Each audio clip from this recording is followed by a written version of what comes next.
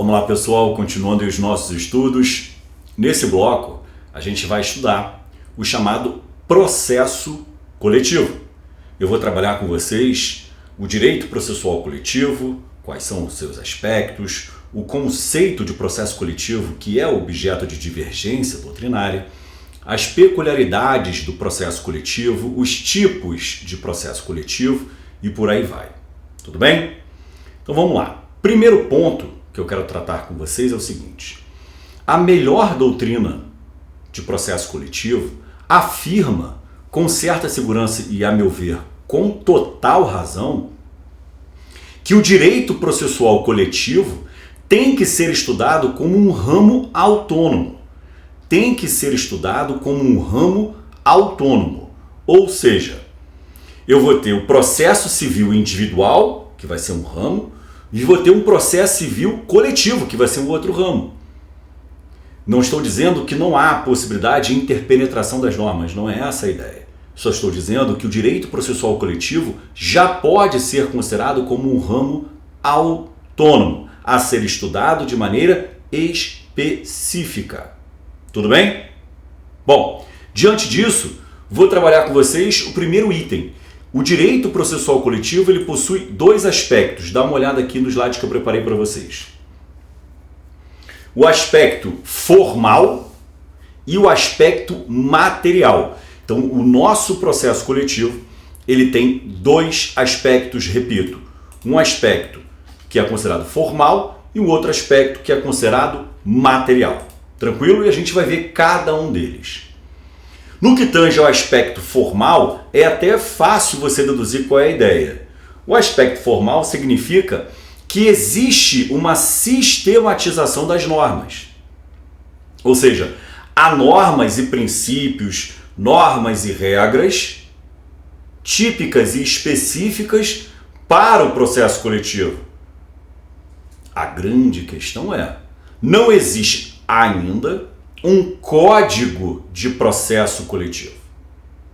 Mas existe um microsistema de processo coletivo, ou um microsistema, como queiram, até mais amplo, de tutela coletiva. E esse microsistema vai ser a fonte que usaremos para resolver questões atinentes às omissões ou a regulamentações não precisas. Mas a ideia é, existe uma sistemática precisa e específica para as regras e princípios do processo coletivo. Tanto é verdade que vejam só o que a doutrina sustenta. Como existe esse microsistema da tutela coletiva, dá uma olhada no segundo parágrafo ali do slide. Olha o que eu destaquei em vermelho. Vai existir o chamado policentrismo. Policentrismo, qual é a ideia? Quando você trabalha a codificação, ela está toda centralizada. Todas as regras e princípios, em tese, estão todos centralizados em um único corpo legislativo. Como na tutela coletiva existe um microsistema composto por várias leis esparsas e extravagantes, há um policentrismo. Ou seja, você vai encontrar regulamentações em diversas leis. Fechou? Esse é o aspecto formal do processo coletivo. Vamos agora trabalhar o aspecto material do processo coletivo. Vou colocar aqui o slide no gatilho para vocês. Aspecto material. O aspecto material diz respeito à própria tutela jurisdicional que foi exercida. A própria tutela jurisdicional que foi exercida. E aí eu já separei aí para vocês, e vou explicar aqui agora, que você vai ter dois tipos de tutelas jurisdicionais. A primeira em abstrato e a segunda em concreto. Então vamos lá. Na tutela jurisdicional em abstrato, esse processo coletivo terá como objetivo proteger a rigidez do direito objetivo. todos os processos coletivos visam a tutela do Estado Democrático de Direito. Extremo de dúvidas. Mas quando eu trabalho a ideia de tutela jurisdicional em abstrato, essa tutela, e aí perdoem o truísmo, ela vai ser exercida em abstrato, ou seja, buscar-se-á a proteção do próprio direito objetivo. E o instrumento que se usa para isso é o chamado processo coletivo especial. E o instrumento utilizado para isso é o chamado processo coletivo especial. Daqui a pouco a gente vai ver o que é. A segunda forma de se visualizar esse aspecto material é a tutela jurisdicional em concreto. A tutela jurisdicional em concreto. A ideia de uma tutela jurisdicional em concreto, ela parte da seguinte situação.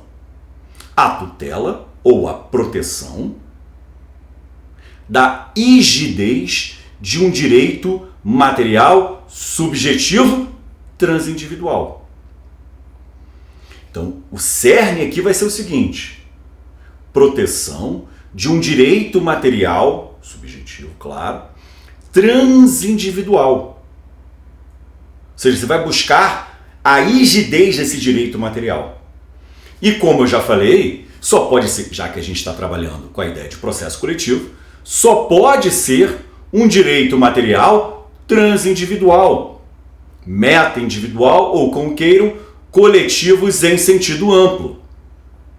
Então, esse é o aspecto material desse processo coletivo, tanto que ele nos possibilita o estudo de dois tipos de processo coletivo. Eu vou mostrar que tem um terceiro, mas com dois tipos básicos de processo coletivo. Dá uma olhada. O chamado processo coletivo comum, cujo objetivo, como eu já falei, é a tutela da rigidez de um direito subjetivo transindividual, é a tutela da rigidez de um direito subjetivo transindividual, e eu coloquei lá os exemplos: lei de ação civil pública, lei de ação popular, mandado de segurança coletivo, MI coletivo, e por aí vai. Então, ação popular, ação civil pública, ação de improbidade, aquela ação de responsabilização judicial da lei anticorrupção, o mandado de injunção coletivo, o mandado de segurança coletivo. Por outro lado, existe também um segundo tipo, dá uma olhada aqui, que é o processo coletivo especial. Processo coletivo especial, que é aquele que visa a tutela da rigidez do direito objetivo, que é a chamada tutela jurisdicional em abstrato. Quais são esses processos coletivos? As ações de controle, ADI, ADC, ADPF. Tudo bem?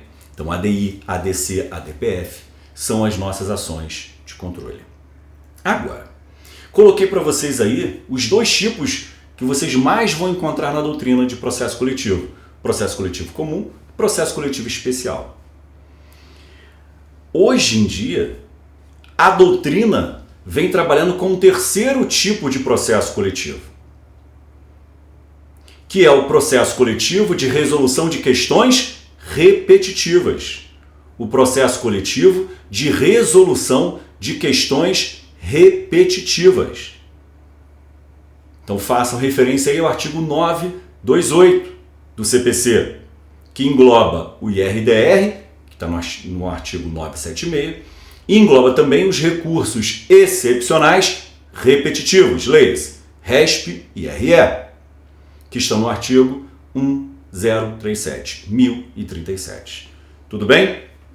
Então essa é uma ideia importante para você trabalhar, você entender que existem tipos de processos coletivos, repito, comum, especial e repetitivo. Já mostrei para vocês que existem dois aspectos importantes no processo coletivo, o aspecto meramente formal e o aspecto material. Tudo bem? Bom, continuando, vou mostrar para vocês a finalidade do processo coletivo. E é claro que eu posso falar aqui de uma forma geral, que existe uma finalidade para todo o processo. Todo processo tem como finalidade a prestação da tutela jurisdicional. E não é diferente aqui no processo coletivo. Não vai ser diferente no processo coletivo. Só que no processo coletivo a finalidade é, dá uma olhada, a obtenção de uma tutela jurisdicional coletiva, seja de um direito essencialmente coletivo, que são os difusos e coletivos em sentido estrito, seja um direito acidentalmente coletivo, assim compreendido como individual homogêneo. Acho que ficou muito rápido aí o slide, dá uma olhada. Então eu coloquei ali para vocês claramente. Ou você vai buscar a tutela jurisdicional coletiva de um direito, ou a tutela jurisdicional de um direito coletivo. Aquela divisão que eu já informei para vocês. Direito essencialmente coletivo e direito acidentalmente coletivo. Tudo bem? Fechado? Então, no próximo bloco, a gente continua.